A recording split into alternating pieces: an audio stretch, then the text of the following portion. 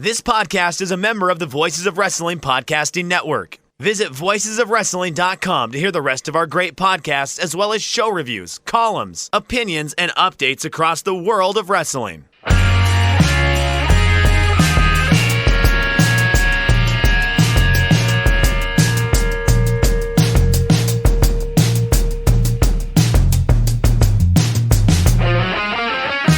Wedged in between Saturday baseball action, Saturday fantasy basketball drafting action, and a whole lot of other action is your week in review on Shake Them Ropes. Hawkins, was that an action-packed...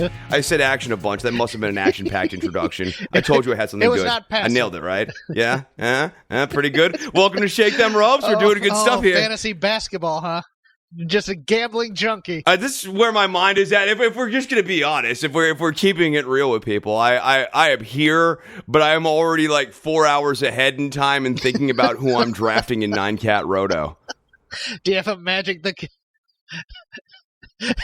Because there's so many great things in the wrestling this week. Yeah, I'm suffering as I was telling you before we went to air. I'm suffering the criticisms of women's division fan Twitter, because I said, and our fan base is so great. Because last night on Fightful, I said I didn't like the wrestling Bayley, community promo, and I'll get into why, because if you deconstruct it, it's not a very good promo, and it doesn't do much for her. But a lot has happened this week. Again, meet the new boss, same as the old boss, Eric Bischoff, out as executive director of Smackdown. You really felt him when he was there, and you really feel him now that he's gone. My favorite part is in The Observer, where they're saying, talking about the stamina for the job, which was going to be a problem for almost everyone. He was in a company where it's not unusual for Vince McMahon's creative meetings to start hours late and often last until 3 a.m. and sometimes later. Bischoff would work a full day, go out to dinner with his wife, and people would complain after 7 p.m. on certain days. He would be almost impossible to reach. That's me. I turn off my phone at 7. No, you know what? I think this only makes me like Eric Bischoff more. I'm the exact same way, dude. I go, I work hard, I get done, and then, after 7 p.m., I'm not trying to hear from my work world because, let's be real, there's no reason these shows need creative meetings until 3 a.m. when there's no follow-through with any of those creative plans. If they were coming up with super complex Bray Wyatt, things that required second location shoots, and you were doing like really complicated things, and they were multi-month arcs, so we need to have 12 weeks, and we need to make sure stuff had continuity and follow-through and all of that. Okay, sure, but you wanted to bring up Drew Gulak. Here, I'll drop it right now. Drew Gulak's a perfect example. Drew Gulak is a perfect example. I don't know who Drew Gulak is, but Drew Gulak is a perfect example of this. This is a guy who we had done an entire revamp from PowerPoint to. He had been turned into the Philadelphia stretcher, almost kind of like a Dean Malenko type of guy. And then here he is on SmackDown again, and he's back out with the PowerPoint presentation. There was no need for a meeting after midnight to get to this juncture. This is a stupid idea you could have had at 3 in the afternoon. Saturday Night Live and South Park work on adrenaline because they are both current events related shows. Wrestling requires planning. And the other thing is, if those of you who have been fans for a long time remember Dave Lagana's podcast. Dave Lagana, the executive director of the NWA, which is a great show, by the way. If you didn't watch NWA Power this week, yet another solid show. But he'd have all these writers on to talk about Vince, and there are stories where Vince pulls power moves with writers, where it's like, I'm going to have a creative meeting at 1 o'clock. And the writers all get there at 1 o'clock, and they're not allowed to leave the room. And Vince doesn't get there until 3. And they're not allowed to go and use the restroom. They're not allowed to move. They're not allowed to go do other things. They're to sit there in the room until Vince gets there to start the meeting. That's not a creative meeting. That's a power move thing. I'm the alpha. Watch me get these people to do what I want to do with them. demanding that your creative team works all hours of the night because you don't know when your genius and inspiration is going to come, and then you just tear up shows a couple hours before airtime because they don't fit what you want to do. This is power move stuff. This isn't a professional television company, even though they want to be. No, it's indicative of a lack of accountability for Vince McMahon. He doesn't have to answer to anyone, and these sorts of bullshit behaviors wouldn't be indulged by an employee anywhere else in the organization, right? And so if that is the case, yes, of course, the guy at the top sometimes gets to operate with slightly different rules. But at a certain point, you have to ask if the boss is acting like such an outlier, maybe that's where the problem is.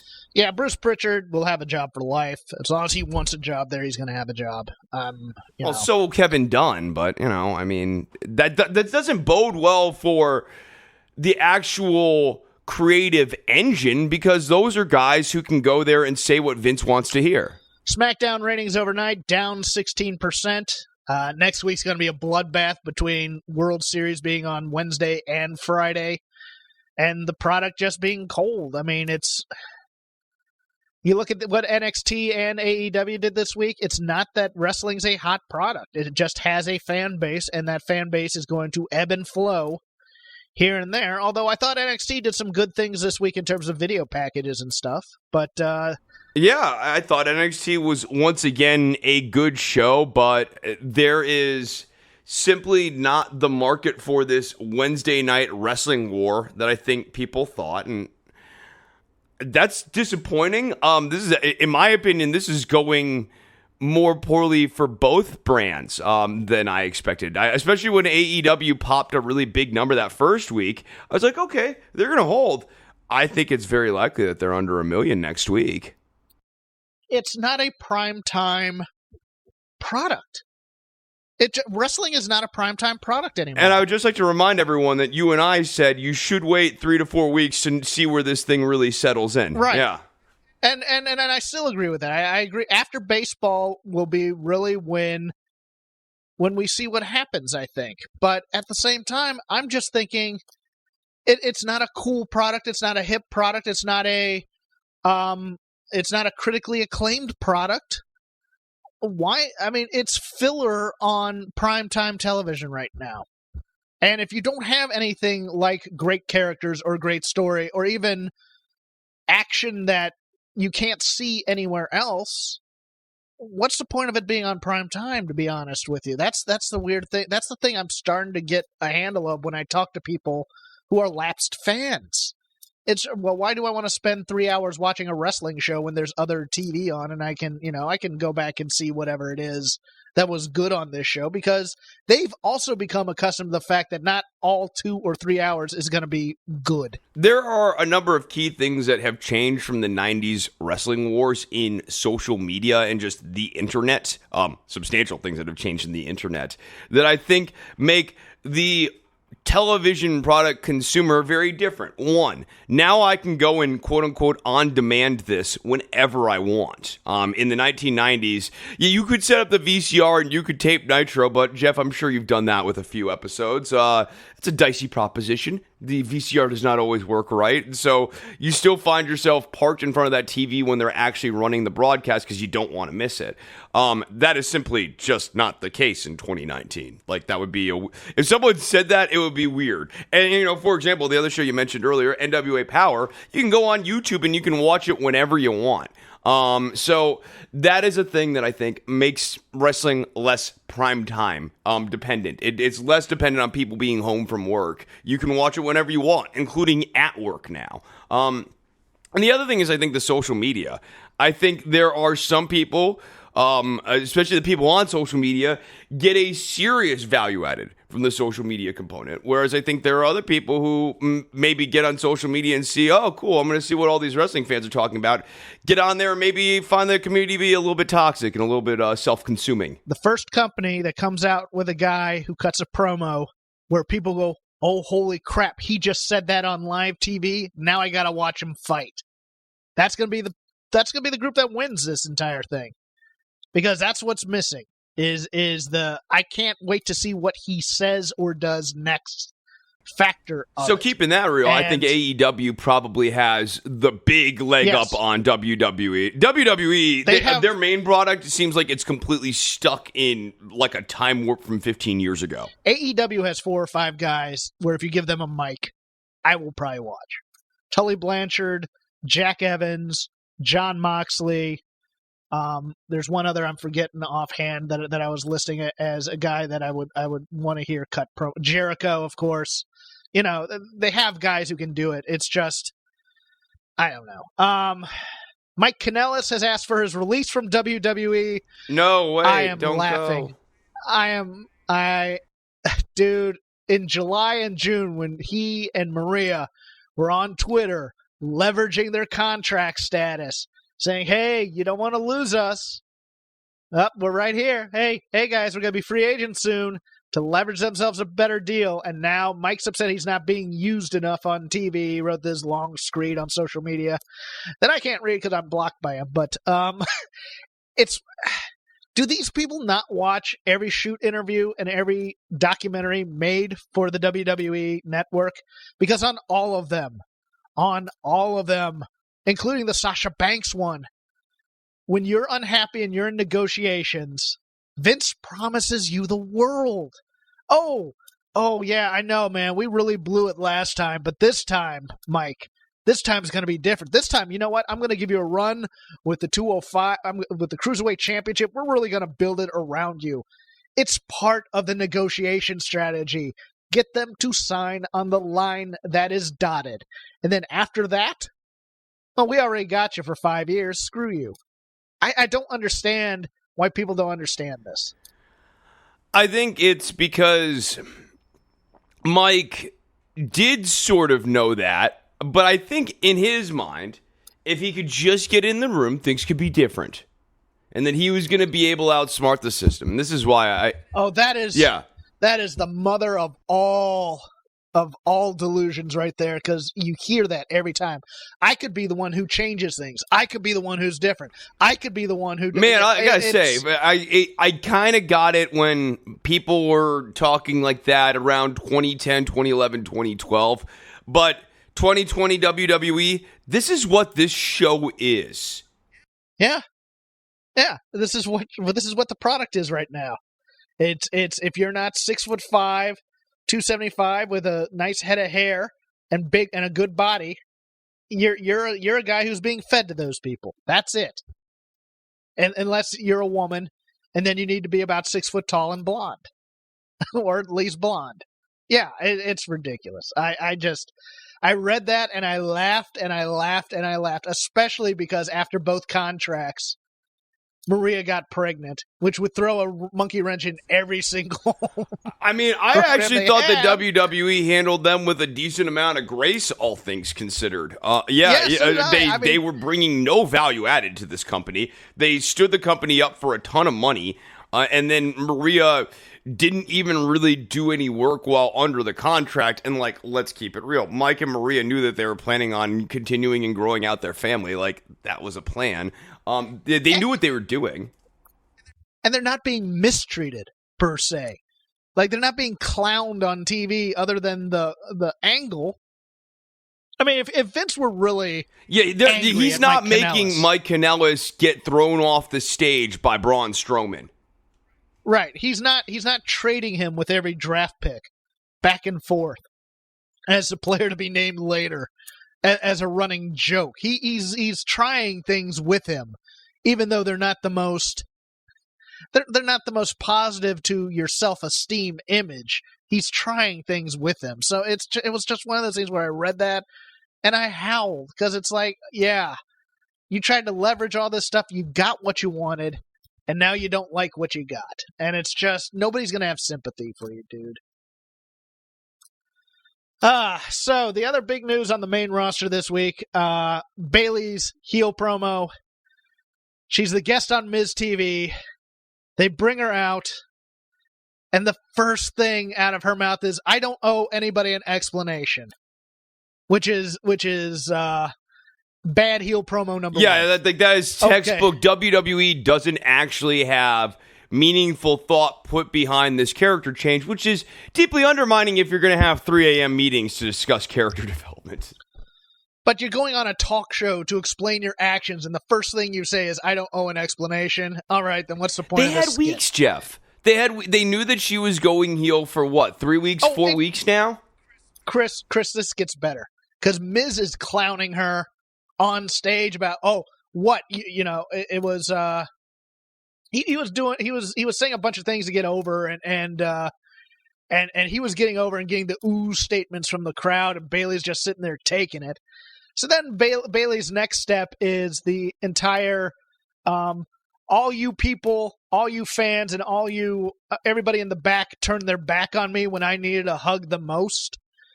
And it was like, you're sitting there with Sasha Banks. You have friends in the locker room. This is not a real promo, so to speak. It's the you people promo. And then the third one that's been used is the Drew McIntyre one. And it's straight out of the words from Vince McMahon, where I realized all these things are opportunity and the rest of the women's locker room is lazy. And I just went, oh.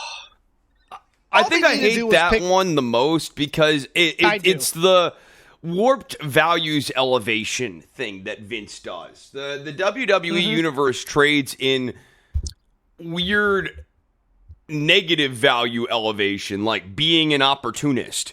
In WWE world, that is always a value positive thing. It is never like, even when it's done by heels, even though like Edge as a heel was quote unquote the ultimate opportunist or whatever, Vince has always viewed this as being a good thing. It's grabbing the brass ring. Yes. And here's what bothered me so much about it was just the pure laziness of it, given everything in Bayley's career you could draw upon and the importance of this moment. Because this is the bad guy origin story. We have the hero tied down, and here's why I've been doing what I've been doing this entire time. Here's my villainous monologue. And you need to tell me a story, and you need to tell me a story that personally relates to your actions and your backstory and why you think it's good even though you're doing bad things.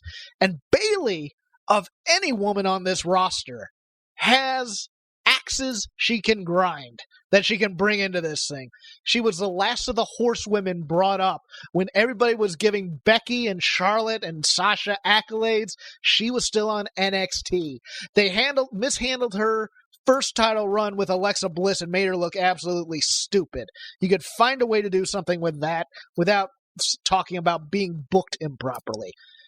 You can talk about all these things, and all she did all they gave her. I'm not blaming her for this. I'm blaming Vince for this. Is they gave her the standard, oh, you people don't respect me, or and it was fine. And it was like, you know what, the hugs, I realized they were all empty, but they didn't go that second step. And then she ended the promo well, I thought, but the problem was the ending of the promo didn't match anything she said before. She went full nihilist, which was, you know what I learned? It's that life sucks and then you die. And I'm like, you can't be a nihilist because you just cut a promo saying that the championship meant so much to you. So right, and that everything that motivated her was the championship, and like that's the one part of the promo that is actually consistent with the narrative arc that we've been on here. So for her to be, nothing matters. All this stuff is just, I just do these things. Then why do anything? Exactly. Why do you care about the title if you don't care? Like, about it? Why are you even here then if nothing actually matters? Yeah. And I guess you could say, oh, that's heel characterization, but those are the types of give them some credit sort of things that I'm willing to do when you've got a better track record narratively. Yeah. And this is just not a company that does that sort of thing. I mean, I like everything about the repackaging. I like the haircut. I like the new music. I like the darker makeup that they're giving her. But the story, you gotta tell me the story here. This is the time where we make movies. I also think she should have just beat up Miz. Yes!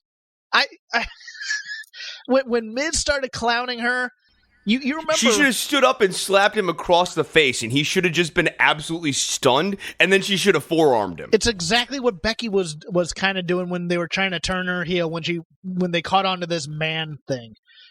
She was getting dressed down too, and she stood up to Miz. Bayley just took it, and you're just like, oh, and she has Sasha next to her as well, and it's like, and it just served as an opening to send out all people in the 6-woman 6-pack challenge, because we can't build up a number one contender. We have to have all the women out there at once. And the one positive of that is, number one, Nikki Cross is a great babyface, and number two, Dana Brooke has finally caught on to something that she can get a crowd reaction on, which is good because she's improved. But everything about this, I just watched and I went, man, they are half-assing this on their most important show. They need Bayley and the Bayley heel character to work. And I even think, Sasha, if she's still kind of in this holding pattern version of her character, because she's been really lost as supporting cast for Bayley, which is not saying much considering the Bayley characterization is not great. I don't really know what's motivating Sasha at all. You know what's funny, though, is the dichotomy between this fan base of Shake Them Ropes and the Fightful fan base. Because right now, people who listen to Shake Them Ropes are going, oh, here goes Jeff, going on and on about his favorite Bayley again, over and over again. Man, she's not as good as you thought. Just let it go. And all the Fightful people are on my ass saying I hate Bayley. So there's no winning. Remember earlier in the show when I was like, there's some toxic elements to the wrestling fandom online? Just keep that in the back of your head. What's our next topic that we were discussing here today? I think we're going to go to the network shows, although you and I, it turns out, we both forgot 205 Live was even on. Because we're taping this Saturday morning, and it's like we do things Friday nights. They feel like they're getting rid of it, right? Yeah. Like, every time I'm watching NXT, especially after Lio Rush getting the title handed off and them doing the video package, it looks like so much of the actual plot for this division is going to move through NXT. I don't need a 205 Live or Cruiserweight B show. 205 Live already felt like a B show. I don't need an annex for the other guys who don't make it onto NXT. Dude, I had your line from last week in my head all this week. They did the impossible. They made a draft boring. And they took so many people from 205 Live and sprinkled them in these Raw and SmackDown positions where I think they're just going to be cannon fodder. I am now a little worried about Humberto Carrillo on Raw. Vince is going to have one of his little 3 a.m. meetings and decide that Humberto Carrillo needs to come out in a mariachi outfit. Oh, God. I wasn't going to go that far, but yeah, he's not. How long until he needs a little something to spice him up, Jeff? Where's the hook on this? So what if he's a good-looking guy? You know what? We should call him Dimples Carrillo. We could market these dimples. Let's get over Olay. People like Olay. It's fun. Olay. See, I'm doing it right now. I'm having fun. Olay. Oh, I forgot. Let's do that. We'll give it to him. They've now gone full all in on Gable being Shorty G. There's definitely been some reticence to embrace the Shorty G framing. Well, I compared it to back in the mid-'90s, the citrus drink Sunny Delight decided it was going to market itself as being cool. Sunny D. And hey, we're Sunny D. We're no longer Sunny Delight. We're Sunny D. We're cool and hip with the kids now. That's what it feels like to me. It feels like Sunny Delight when they could just market it as orange juice. He's part of the Team Hogan versus Team Flair 5-on-5 at Crown Jewel this Thursday. Chris, quick prop bet. What are the odds that WWE gets out of there without some form of international incident? Ooh, I was thinking about our conversation from last week when Boa was wrestling, and I feel like we are creeping ever closer to that. Boy, things are pretty dicey over there right now. I'm going to say they got a 70% chance of getting out of there without an international incident, but I'm going to leave them open for 30%. They do something problematic with Mansoor or something. They go a bridge too far. Maybe there's a request made of them for this show late, and they're kind of caught in a predicament, not unlike LeBron James in China. Well, I can see that happening. For the first time, we had the entire De Niro. What's his name? Not Ali. The Oh, yeah, no, the Daivari thing was, Daivari. Yes. Yeah, the Daivari thing was about as problematic as you can get, because they had him, and they also had his brother out, too, Muhammad Hassan. They had the Iranian thing. They've had the Sasha Banks advertisement thing for Evolution, where she's in the booty shorts, and they just hated that. Watching women with skin riled up a bunch of people in the government. I'm gonna make a call here. I know we joked about the Halloween thing earlier. I think it's going to be the Fiend that's problematic.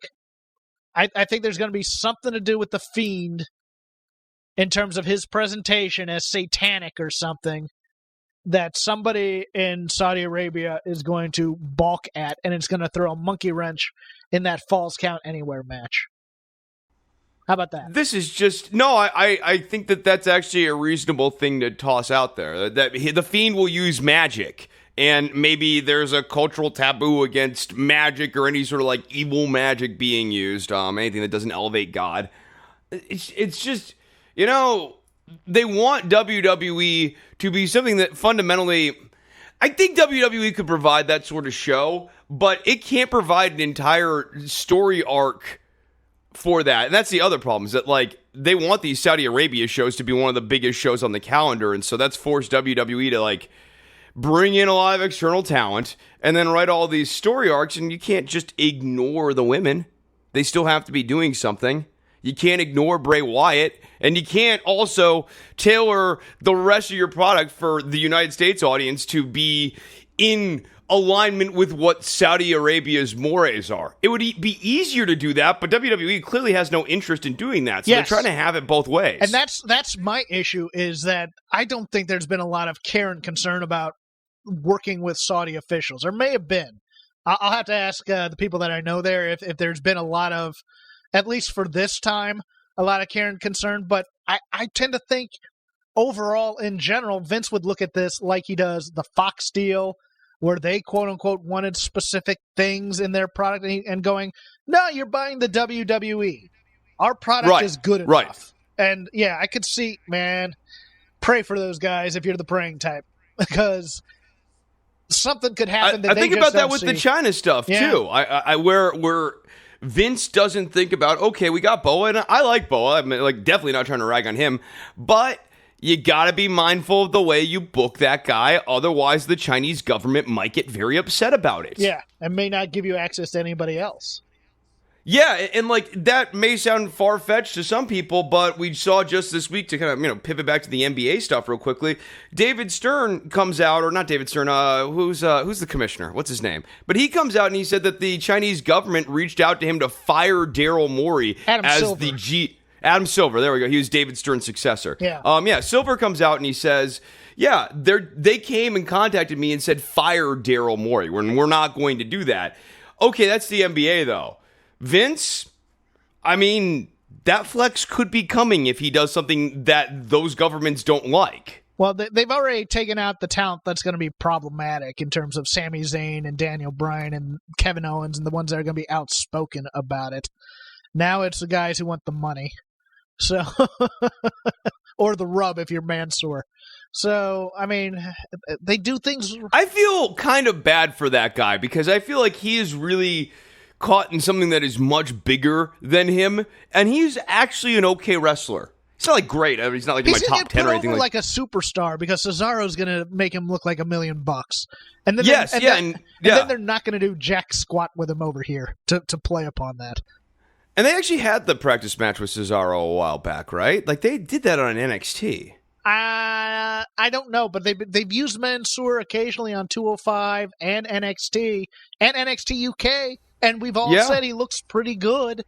Yeah, no, he's good. There was that week where he worked as a babyface, and then he worked as a heel on the other show, and I thought that was a really nice flex of this guy's chops in the ring, and he's not bad. He's legitimately not bad. He gets it. We're not going to prognosticate on Crown Jewel. It's just too much of a... I don't watch him anyways. You know my stance. Yes. I'm not going to sit up here and get on a soapbox. Yeah, but I just have no interest in endorsing that. Unless something magnificent is on there, I'm not going to watch it.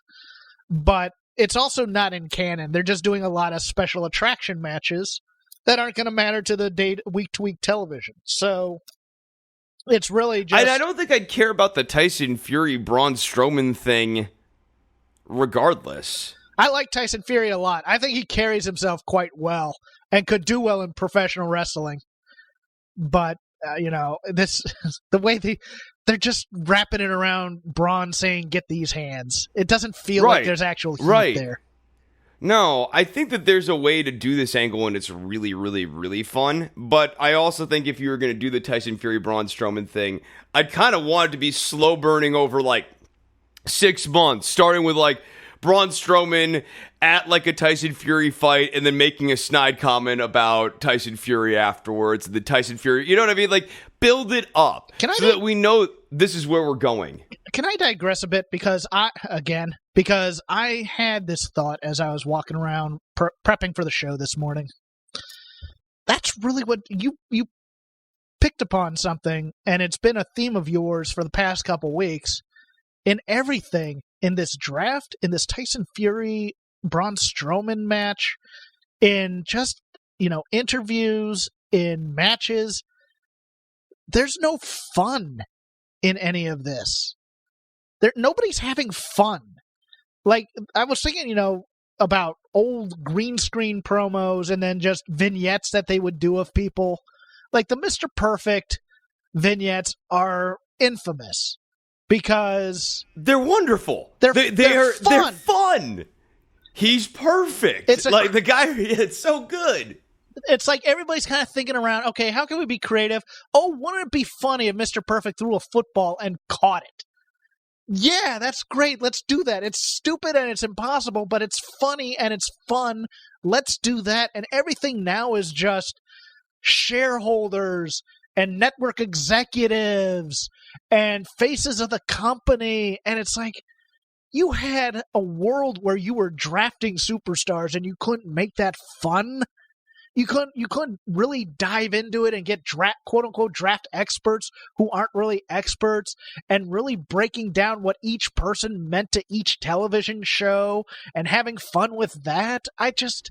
It should be a parody of a draft, but a self-aware parody of a draft rather than what this was, which was an actual parody of a draft. Bringing in Jim Cramer, Jeff, He's a stock. Bye.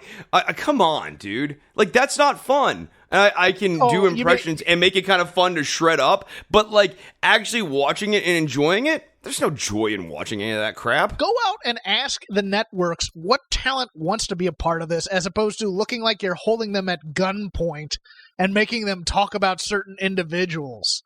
Because that's what it felt like to me. Like watching the NFL on Fox guys talk about wrestlers they used to watch. And of course, they nobody on the current roster. But they all look like they were at gut. The only ones who really came off well to me were like the NHL people, the people in the minor sports who are like, hey, we're getting some television time. Let's have a ball with this. Let's just do something with it. And it's like, God, if anything frustrates me, it looks like nobody's having fun out there. It just looks like a job. And wrestling is at its best when it feels loose and it feels fun. Like this week, on the Twitter machine, a Don Morocco promo from before he was going to have his match with Jimmy Snuka in the steel cage. It's like Don Morocco, it's 83. Vince McMahon is there as young little boop Vince McMahon. And Morocco just goes for 2 minutes. There's no script. He's not rushing. He's not yelling. He's just doing a promo, and it fills the space on your TV screen. And it fills the room, and it takes you somewhere else for 2 minutes, and then we're back to the ring. And, like, man, WWE, this roster's product has just completely lost that. And watching the NWA Power Show, it's got issues, but it is so much closer to the actual wrestling, and it is so much closer to the actual energy of wrestling than anything that you're getting on World Wrestling Entertainment right now. Let me process 3 things because you got into it on the Twitter machine. I had to watch a stream of SmackDown Live last night because now that it's on network television, I don't get it live because I'm on the West Coast. So the stream I'm watching, every time they go to a commercial, we'll put on either a television show or a classic promo. And they showed the classic promo. I don't know if you've ever seen it, and I forgot what federation it's in. I don't think it's World Class. I think it might be Continental. Of the debut of Tijo Khan, where you have a guy out there talking about how he was teaching him the martial arts, and Tijo Khan comes running out of the water, and Tijo Khan stinks. He's a terrible wrestler. But the promo where this guy was building him up as this mystic force that he was teaching martial arts, it was so hokey and so fun and so great. And then on NWA Power, you can't tell me Colt Cabana and Mr. Anderson weren't having an absolute blast out there, cutting promos and interrupting each other. That was great. Oh, man. It was like... I don't even like Mr. Anderson. Like the last time WWE was truly fun was that period at NXT where they were kind of making it into like an art school or a film school with a wrestling thing in there. Nakamura had just come in, and Bayley and Sasha were still down there, and Alexa Bliss was still down there. There's a backstage scene where like Nia Jax and Alexa Bliss and Bayley and Sasha all sort of intersected and actually set the stage for 4 or 5 different storylines that kind of spiderwebbed off of that one scene. And they're doing things for the web. That's what I want. They're doing things for the web and for social media because they're hungry and they want to get themselves over. And Bayley's doing a rap battle with Peyton Royce, which is the most odd thing you've ever seen. The only guys really doing that right now are the former Stokely Hathaway, who is still a lot of fun on Twitter. But and people are doing little things on their own, but as a company edict, man. They'd rather not. You still have the Zack Ryder precedent, and whenever you start thinking, I'm going to do something more on social media, just go and talk to Zack over at the food table. Yeah, talk about action figures on his podcast because he can never get on TV. Yeah, no, I get that. All right, enough complaining about the main roster. We need to go through the TV shows on the network /NXT, which is on the network, but not on the network. Before we start, neither of us watched 205 Live, as we stated about 10 minutes ago before we got into this digression, because we just forgot it was there. So, NXT or NXT UK, would you like to start, sir? I guess let's go ahead and do NXT UK. Okay. Yeah. So, boy, the Gallus Tag Team title victory, that was a bit of a surprise. It was a surprise to see Flash Morgan Webster and Mark Andrews lose the titles this fast. I could not have been more disappointed. It felt like we're just going to give these guys a hometown win. And then it almost felt like Vince came in and goes, "What are you guys doing? Who's the tag team champs? Those 2 small guys? Nah, give it to the big guys." And that's what it felt like. I don't, I like Gallus. I don't love Gallus. I like Gallus. I would have liked to have seen a couple of baby faces working from underneath as tag team champs for a little while longer. And the only other match of note on this show is Imperium versus The Hunt. And, this was a good match. I liked this match. I loved it.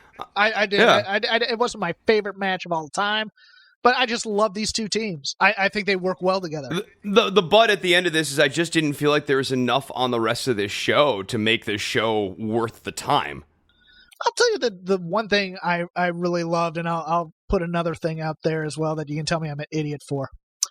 I loved Alexander Wolf in this show. I thought he was creepy, conniving, the whole thing with Dragunov, where he's kind of saying, "Come with me backstage, just follow me." Just follow me, where he's kind of he's being the Alexander Wolf in Imperium that I wanted him to be. The Imperium is underappreciated with how well booked they have been, despite all of the chaos that has been going on right now across all of the brands. Imperium's booking has been very, very strong. I like that, and let me lay this down on you. The person to beat Shayna Baszler, as much as Rhea Ripley is probably going to be it, and I think she's good, but she's Xia Brookside, if you could give her a 4-week program in NXT as young, perky, I have some... You see so much more in her than I do. She is very average. Green. She's green, and I get that. But there's a lot missing in wrestling in terms of young baby faces that young people can get behind. And because by the time they pull the trigger on anybody, they're 32 and they've been in the business for 10 years. And we've seen their potential go from, they could be this to, well, they're going to have a job for another 5 years at least. I'm very frustrated by this, Chris. As you can tell by my wanting Humberto Carrillo to win a big title, by me wanting Xia Brookside to win a big title. I think you got to strike while the iron's hot, and they never do. I'm frustrated by this in the industry. What you just said reminded me that the Intercontinental Champion was not drafted in the first round of the draft.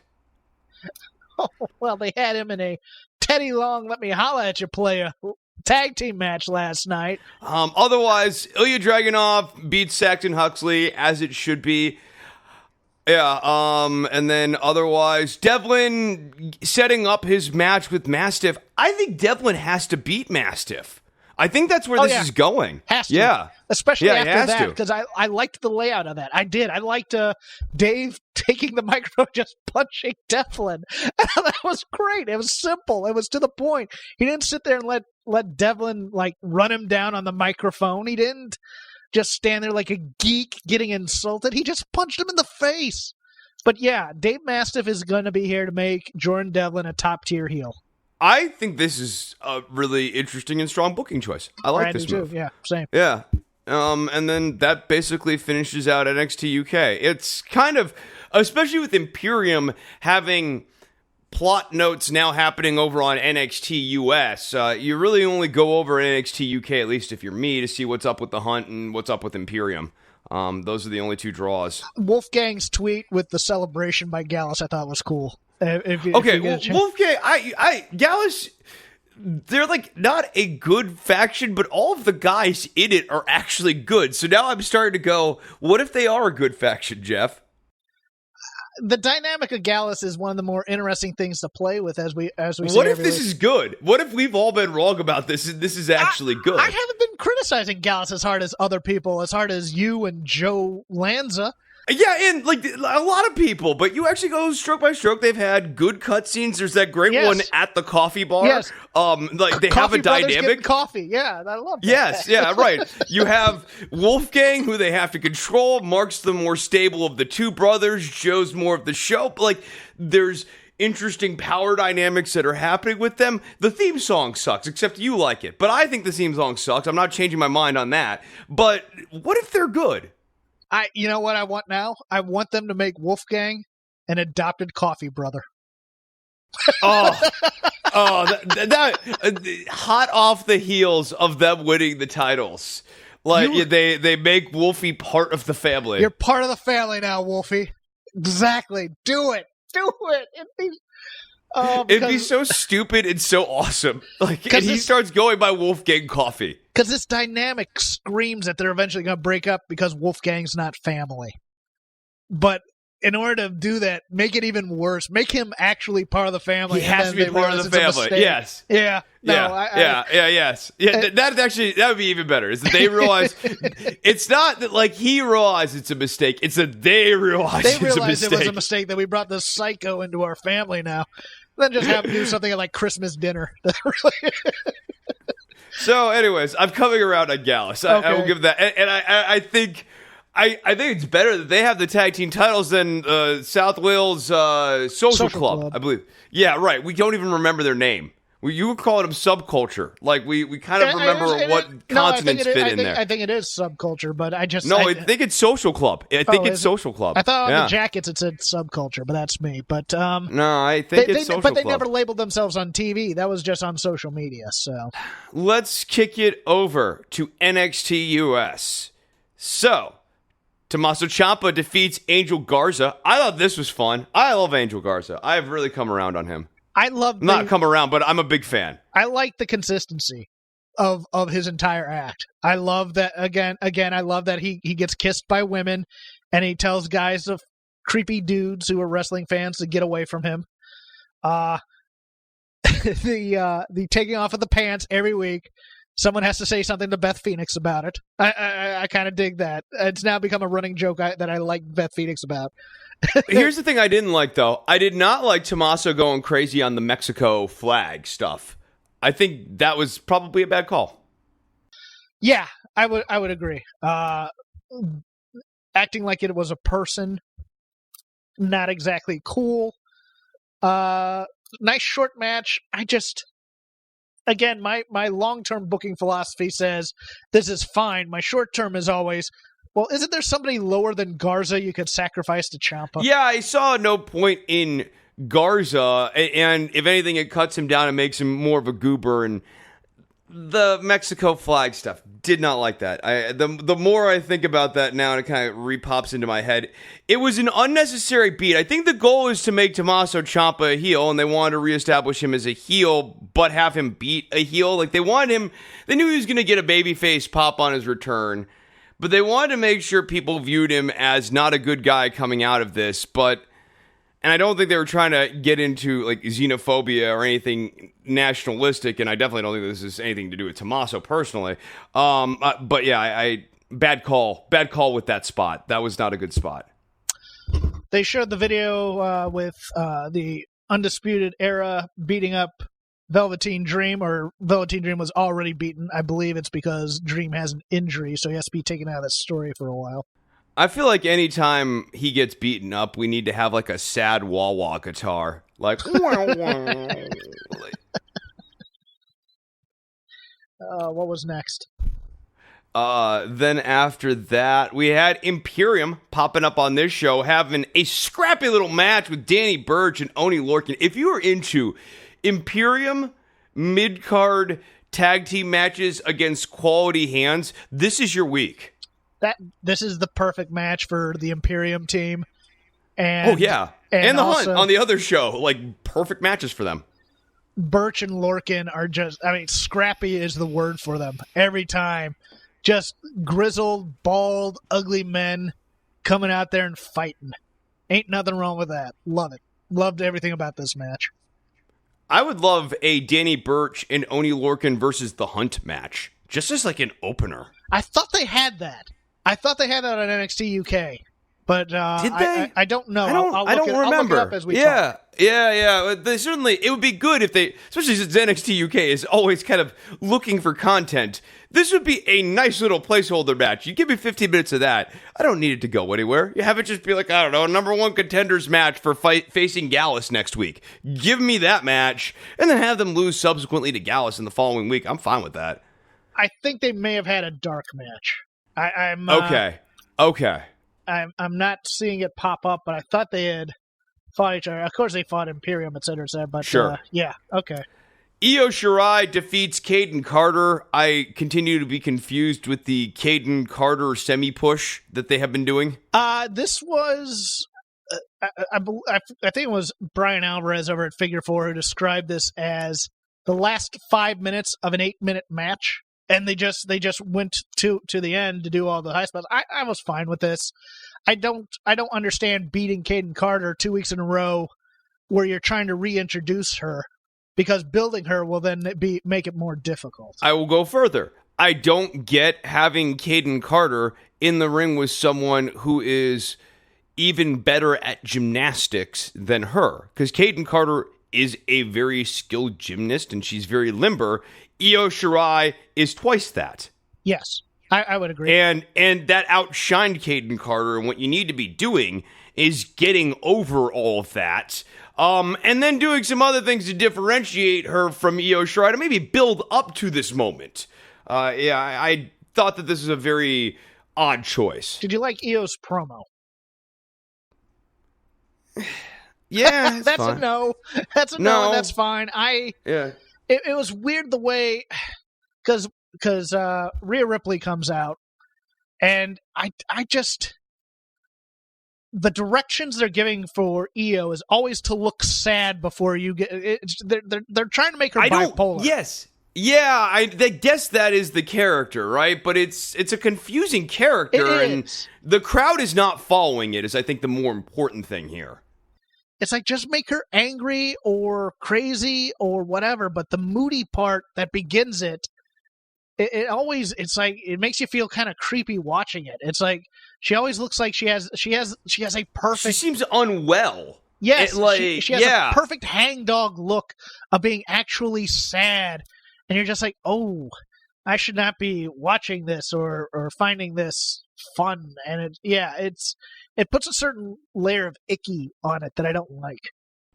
Yes. And again, I think the most important part here is that the crowd is not following this character. So you'd be better off with her as just a vicious lunatic. Yeah. If Io Shirai was coming out and frankly just like bashing Caden Carter's head into the ground, I think that that's just a much more coherent character, and she should just hate Rhea Ripley and want to rip her to bits. This would also offset the size differential that she will sometimes encounter as a heel, whereas the sad hangdog kind of posturing and stuff only further plays up the size differential in a way that I don't think helps. Agreed. So after this, we had Boa. He cuts a promo on Killian Dane. That's gonna go well for him later on.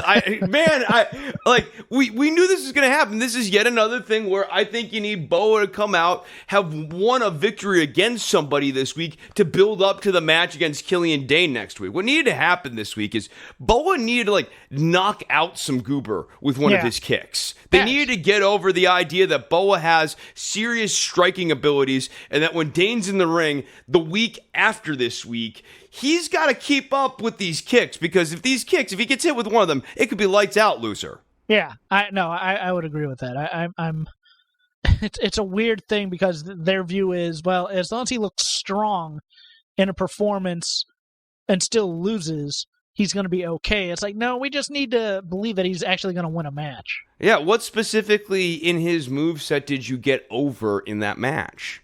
His toughness? It's not a thing. His height. Because he is tall.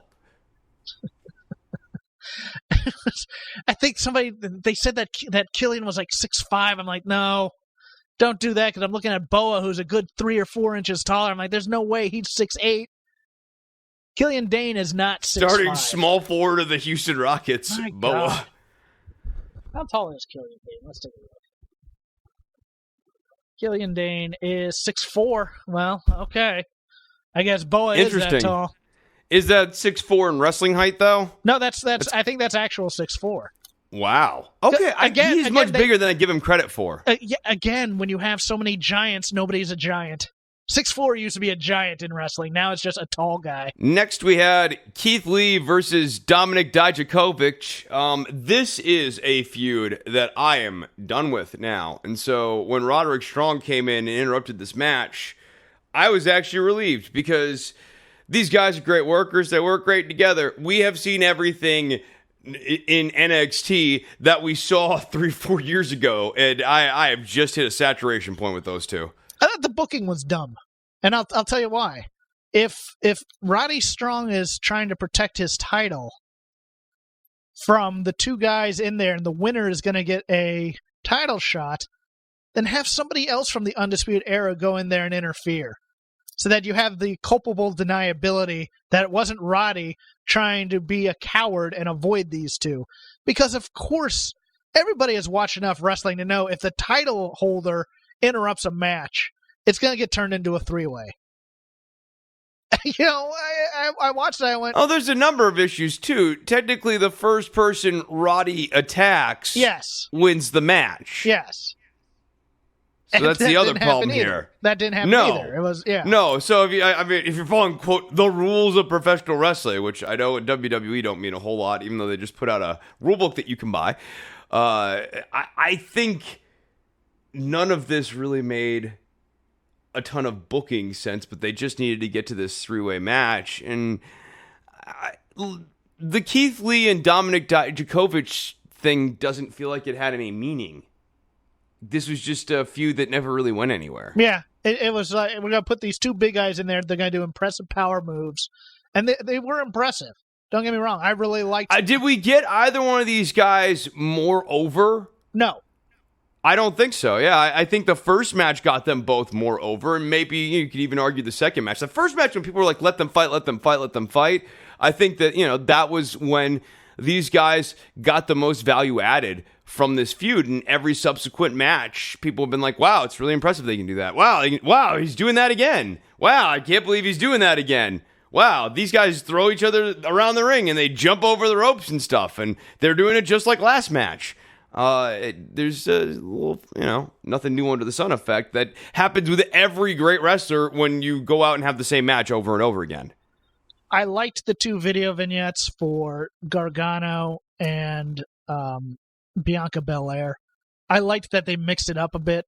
I think that's a positive for this show, as opposed to just match. I think they're getting it. I think they're getting that we need to build some of these personalities a little bit more. This show, NXT US, is making steady improvements to the formatting, and on balance, the last 3 weeks of the show, the ratings don't necessarily reflect this, but the last 3 weeks of this show have been very watchable. Is it main event time, or did I... No, we still got Matt Riddle versus Bronson Reed, another one of these looks really good in defeat thing, and I mean, Bronson Reed's a good pick for this, and I thought, fine match. Shouldn't have beaten Matt Riddle. Didn't beat Matt Riddle. I like them being cool. I like the idea of Matt Riddle being a respectful babyface. It always opens him up to have a tag team with whoever.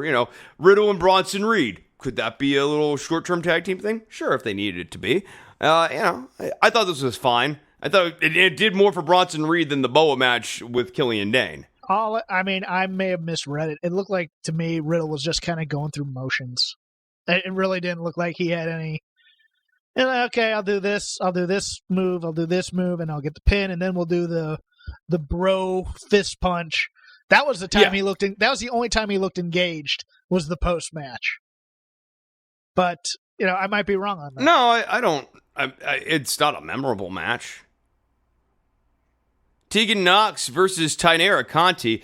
Tainara Conti is... adorable. She's adorable and criminally misused in this company. How do you have someone with this level of talent? And you're like, we're just going to make her a jobber, and we're going to have her job out all the time. We're not even going to give her any offense or build her up. I mean, Boa, let's do things with Boa, but this Tainara, I don't really see anything in her.